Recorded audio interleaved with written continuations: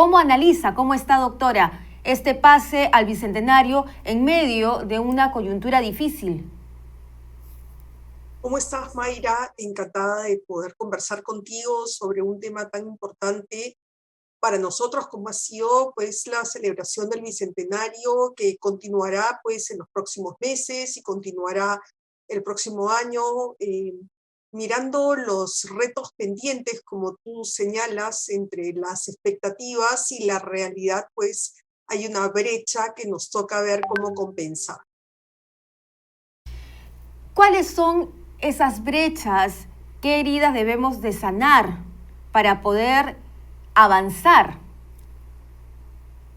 Mira, yo voy a comentar los temas institucionales y fundamentalmente aquellos que tienen que ver con el marco constitucional y político, pero no puedo soslayar un tema económico como es el hecho de que en los últimos años del siglo XX, pues lo que vimos es un crecimiento económico sostenido y vimos un cambio de modelo, ajustes que si bien eran insuficientes, nos permitieron tener un crecimiento económico y mejora en los niveles de empleo y reducción de la pobreza, que fueron muy, muy importantes. El camino estaba marcado en esa línea. Algunos autores advertían, sin embargo, como el caso de eh, el libro del Perú está calato, de Carlos Ganosa y Andrés Siglich, que los temas institucionales importaban y que estaban allí, ¿no? En el 2019, la Comisión de Reforma Política mostraba que habían problemas muy agudos en torno a la representación política y en ese sentido que los partidos políticos eran poco representativos. Teníamos también problemas vinculados a la relación ejecutivo-legislativo y problemas vinculados fundamentalmente a las políticas anticorrupción. O sea, la política estaba también agobiada por denuncias de corrupción.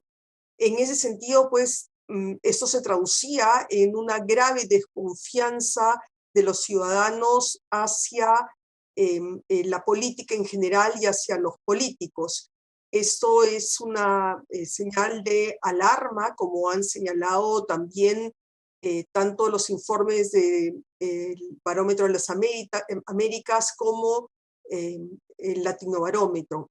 En ese sentido, creo que la señal más grande que tuvimos respecto de la crisis fue el hecho de tener 5 presidentes en 4 años, ¿no? Cuando más bien lo que aspirábamos era a la consolidación del sistema democrático, porque fíjate, en el siglo XIX y el XX, cada vez que el partido de gobierno no había tenido mayoría en el Congreso, se había producido golpe de Estado. En el siglo XXI, esta situación había cambiado sustancialmente, pues ninguno de los presidentes había logrado una mayoría en el Congreso, sin embargo, con ciertos arreglos institucionales, coaliciones entre parlamentarios, aunque la política pues fue individualizándose cada vez más, se había logrado que concluyan los mandatos con crisis que se pudieron manejar. Esto ya no fue así a partir del 2016, en que aparecieron estas denuncias por los temas que conocemos bien, que terminaron en vacancias de presidentes y escalamiento de conflictos a través de figuras constitucionales que si bien se canalizaron, no se pudieron contener, ¿no? Y han generado una gran incertidumbre sobre los próximos años en el tema de la relación ejecutivo-legislativo. Termino con lo siguiente, esto es muy peligroso porque si vemos lo que la pandemia ha traído es una reducción de pobreza de 10 puntos, que ha visibilizado en el ámbito de derechos, no que el marco normativo no los reconozca, sino fundamentalmente que tenemos problemas de gestión. Necesitamos tener salud, seguridad, educación de calidad para todos los ciudadanos y las brechas son muy grandes a nivel de todos los peruanos. Teniendo en cuenta entonces todo lo que me viene comentando, ¿cómo mira el futuro del país? Bueno, yo creo que acá nosotros tenemos que pensar que si el vaso está medio lleno o medio vacío. Y lo que tenemos clarísimo es un diagnóstico. El Perú es un país sobrediagnosticado. Lo que hacen falta son medidas que puedan conducirnos a una solución. Si seguimos haciendo lo mismo, no vamos a tener los mismos resultados. Y por eso es que hay que pensar en reformas estrictamente en las que sean necesarias para mejorar la relación entre ejecutivo y legislativo. Por ejemplo, creo que más bien a donde hay que poner el énfasis es en la gestión de los derechos de la ciudadanía y de los servicios que reciben los ciudadanos.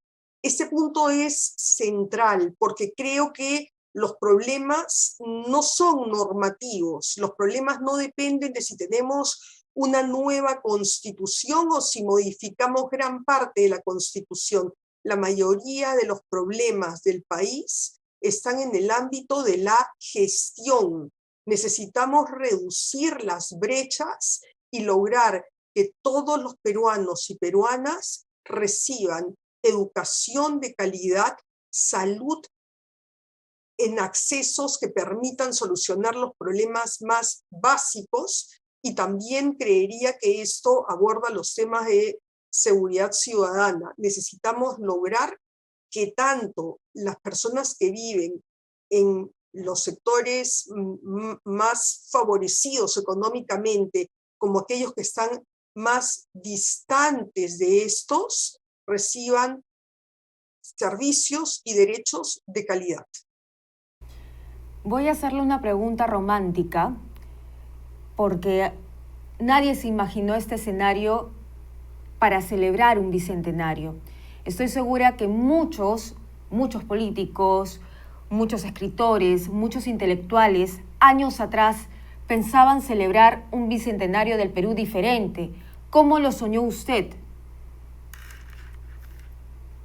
Bueno, a ver, yo creo que el romanticismo parte de un realismo muy claro y con un camino hacia donde tenemos que ir.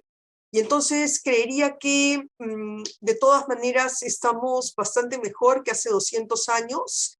Creo que tenemos que pensar en algo que yo creería que es uno de los retos más grandes, y es que nos enfoquemos en un país más tolerante, que aceptemos las opiniones unos y otros y que nos pongamos de acuerdo en rechazar aquellos males estructurales que han complicado el desarrollo y la paz en el Perú.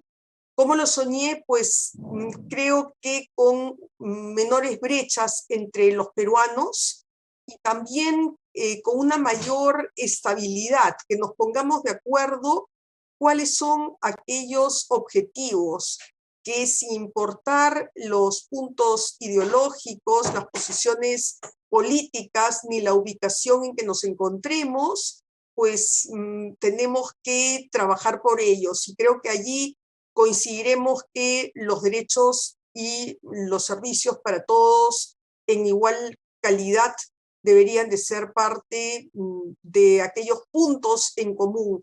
Buscar consensos es siempre un gran reto y creo que ese sería mi mayor deseo, la búsqueda de consensos que mejore la calidad de vida de todos los peruanos y peruanas. Finalmente, doctora Campos, ¿por qué ama al Perú?